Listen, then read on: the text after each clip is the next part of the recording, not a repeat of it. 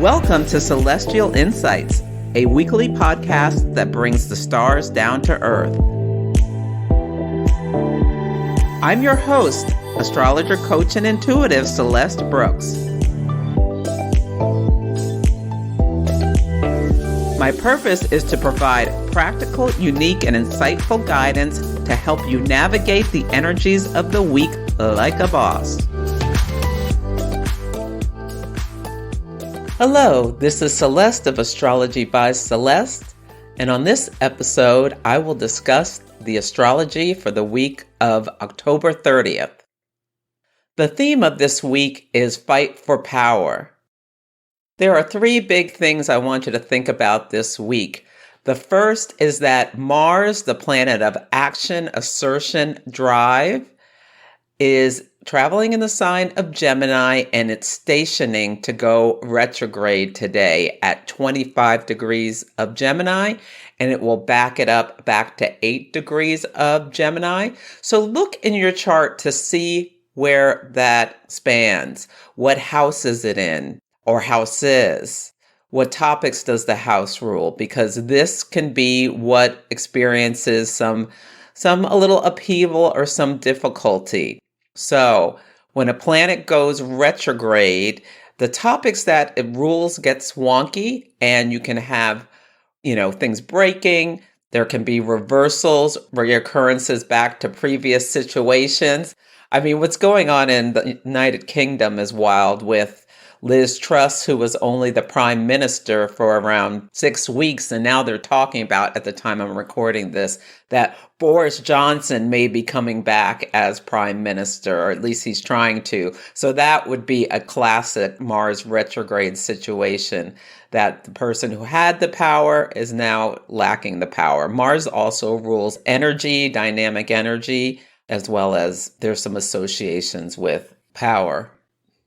So the retrograde will happen from October 30th to January 12th. So this is going to be a long haul. And I think that a lot of it is related to potential power outages, hence the theme of this episode. I've talked a lot about how Mars is stationing in a square to Neptune, so that there will be a lot of confusing conversation and things like that are likely to have, where people misunderstand each other or just get more aggressive, because Gemini is an air sign, all about communication and the intellect and words and things like that. And Mars is aggressive. That could be a topic, but also Mars is stationing in a quincunx with the planet Pluto. Pluto rules domination, control, power. It's a higher octave of Mars, so it's like really, really intense. It also rules catastrophes. So quincunxes move us into new situations. And I've seen a lot of things about, intense. Already we're feeling the energy of this Mars retrograde, where there were like 30 or it may have even been 70 cars at a car lot in Texas caught on fire. That's a very Mars quincunx Pluto situation.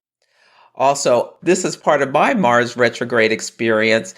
There have been 3 power outages at my condo building in the last week. The first one was the day before Mars squared Neptune. So Mars squared Neptune, like Neptune dissolves things, power goes out. It also feels like, to me, the quincunx to Pluto, which moves you into a new situation where, like, you're sitting in the dark. And I don't know what's going on. PG&E is a power company around here that's doing a bunch of stuff, but it's been a very disorienting to just have the power go out. And with what's going on in Ukraine and OPEC reducing production of oil, that pipeline was exploded in Europe, as well as, all the things with the war. I think a big theme of this Mars retrograde is going to be how people, especially in Europe, are not going to have enough power. They're going to be maybe like cycling it down. Yeah, so Mars retrograde is going to mean potentially businesses are open for shorter periods of hours. Yeah. People are going to have to change how they express their energy, how they move around. It may have an impact on driving, less driving on the roads there because people won't have enough gas or things like that. We'll see how that plays out, but I think that's going to be one of the main stories of this Mars retrograde, as well as transportation accidents. Just yesterday, well, yesterday, you don't know what yesterday means because I taped this early. But yeah, a week ago, a plane crashed into a house or an apartment building. I think it was in New Hampshire. That feels very like Mars square Neptune. Maybe the pilot got confused, and quincunx Pluto, there's a catastrophe. So catastrophes caused by confusion, misunderstandings, things like that can be, even miscalculations, because it's in the sign of Gemini, could be a topic. So like really be defensively driving and watching as you're walking through this world. This is not the time to be crossing streets without looking both ways. So make sure to keep it in mind that Mars retrograde can mean more accidents, and to have some safety for yourself. The Sabian symbol is winter frost in the woods for the degree Mars is stationing to go retrograde at. So yeah, definitely brings back the heating issues energy, and maybe we'll see it even outside of Europe. It may impact other countries, other places. I'm also worried about what's going on in China and Taiwan, that Mars retrograde, taking action to try to get this country that they feel like are a sibling, Gemini rules siblings, back into the fold. That's very concerning, as that could be part of the eclipse story of this year. But some other things that you may want to look out for is cyber attacks. So be really careful with your internet security. People are becoming very creative about trying to trick people.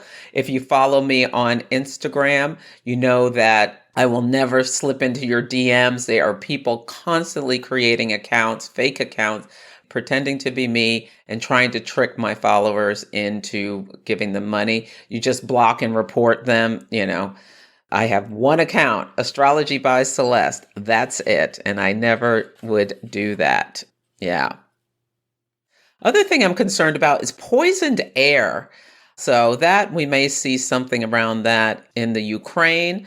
Also, clashes about voting or the post office, I think, may be topics that come up. So the November 8th election in the United States is on the day of a lunar eclipse. I think it's going to be wild. I think there's going to be people claiming to win that didn't win, and all kinds of shenanigans could be going on. As well as, watch out for road rage. If someone, cuts you off, just let it go, because it could turn into a nightmare scenario for you. Some things you may want to think about doing is getting some extra sleep and rest time, adding mindful practices in your life like meditation, yoga, stretching. The energy is very chaotic and intense. It's eclipse season. Plus with this Mars retrograde, plus the sun is in the sign of Scorpio, and Mars rules Scorpio. So Mars going retrograde is going to be, there'll be really interesting things. See what happens around topics around world leaders. Leaders are represented by the sun, and authority, like trying to exert power in maybe potentially very brutal ways. I worry about the women in Iran who are protesting, the domination by the theocracy over there. That situation can get much more brutal than it already is. You think Pluto, we think about, brutality. And that could be something. So slow down, avoid rushing, lighten your schedule. Know that Gemini likes to do things twice. So you may find yourself having to do a lot of things twice. So have a sense of humor about it, but don't leave things to the last minute. Give yourself some extra time, because there may be revisions needed unexpectedly. And don't make assumptions. You may have misheard or misread. Ask for clarification if someone says something that you think is a little sideways before reacting. Now, I taped a series of videos for the eclipse season, and in it, I tell you which house Mars is going retrograde based on, I did one for each of the 12 zodiac signs. So you can learn about Mars retrograde as well as where each of the eclipses are happening in your chart and what things might come up. I also did a 3-card oracle reading for each sign. So you can get that at the link in the show notes or go to my website, astrologybyceleste.com, and get access to the videos from there. I think they may help you understand what to expect. I also taped a long video about the eclipse season and Mars retrograde, this on a general level. The next thing I want to make you aware of is that there's a first quarter moon on Monday, Halloween. The sun will be at 8 degrees of Scorpio, the moon at 8 degrees of Aquarius. First quarter moons are activating energy. I wonder if there'll be some big secrets revealed. Aquarius is an air sign. Scorpio, the secretive, protective energy. That's what I think we'll see around that. One thing is that the sun is on the asteroid Circe conjunct and parallel Eros and Hera. So I'm wondering if there'll be a story around, Circe is a sorceress.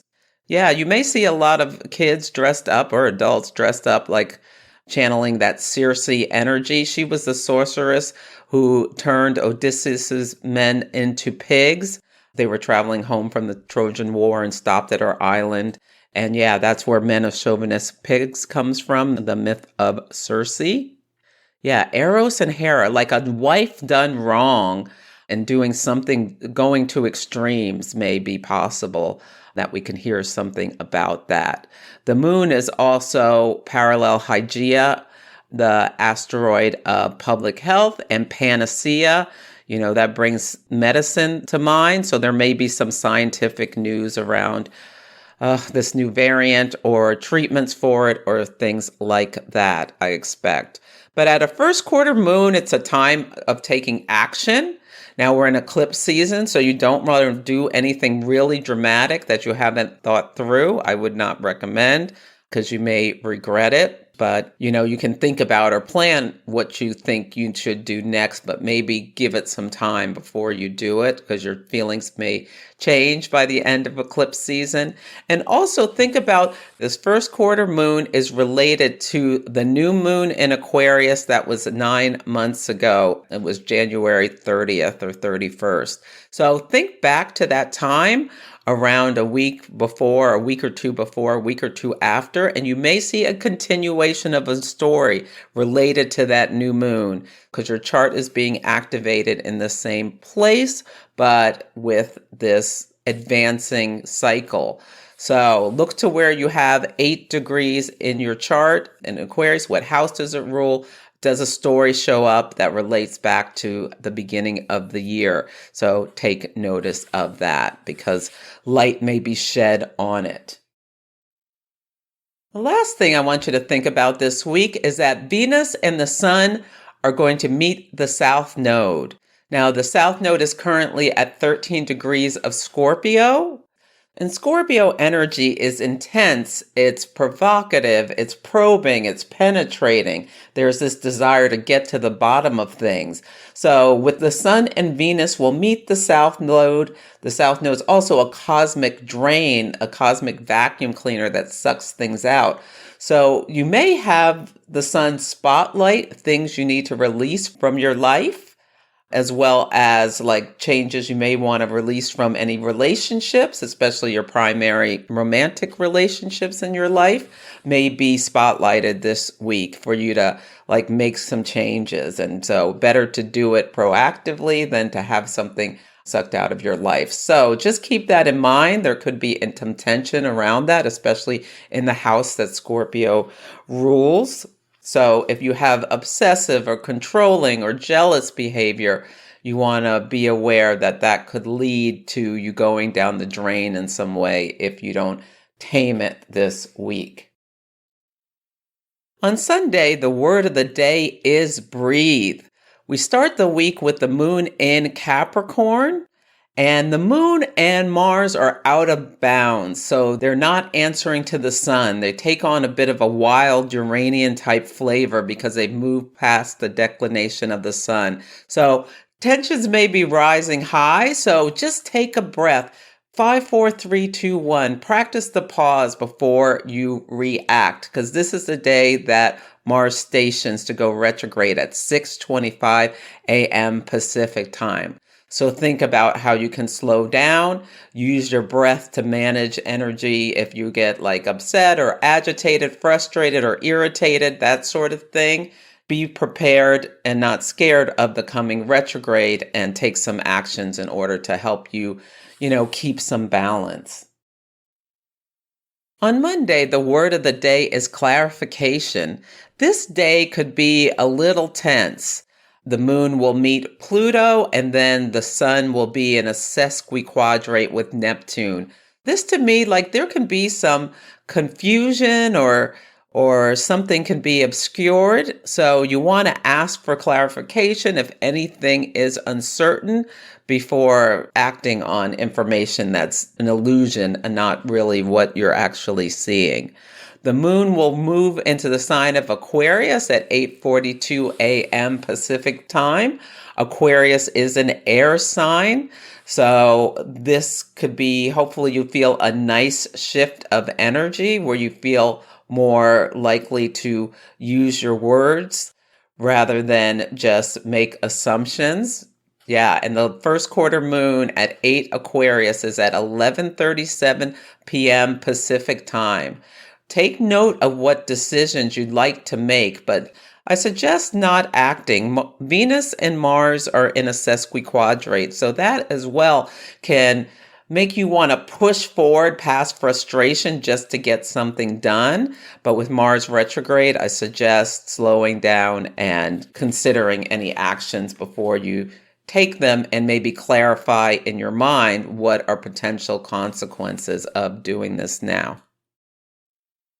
On Tuesday, the word of the day is AMOR. Now, we want to remember when the moon is in fixed signs, we don't break down, we break through. On this day, the moon will square Uranus, something unexpected could happen, and then meet Saturn that brings some limitations or restrictions. Think about how you can break past restrictions and just keep it moving forward. And Mercury is on the asteroid AMOR. So think about how you can use, you get more with sugar than vinegar. So using kind words, using loving words could bring some unexpected bounty to you, especially because Mercury and Jupiter are in a biquintile. These are grace notes, and Jupiter brings abundance and wants to bring us nice things.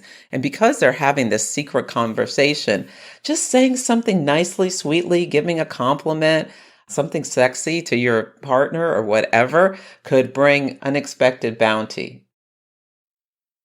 On Wednesday, the word of the day is MISTY.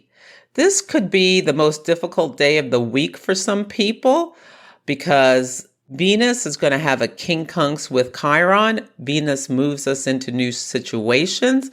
So this could be like some hurt feelings around a relationship, moves you into a new situation and then the moon goes into Pisces at 11:46 a.m. Pacific time. Pisces is a water sign where you may be feeling very sensitive with this energy. And I just can feel like the tears flowing with this. And this is the day that Venus meets the South Node at 5:34 p.m. Pacific time. So there's big either breakup energy or just like really feelings of sadness or disillusionment or anger around relationships, around the way someone feels like they were talked to or treated not kindly.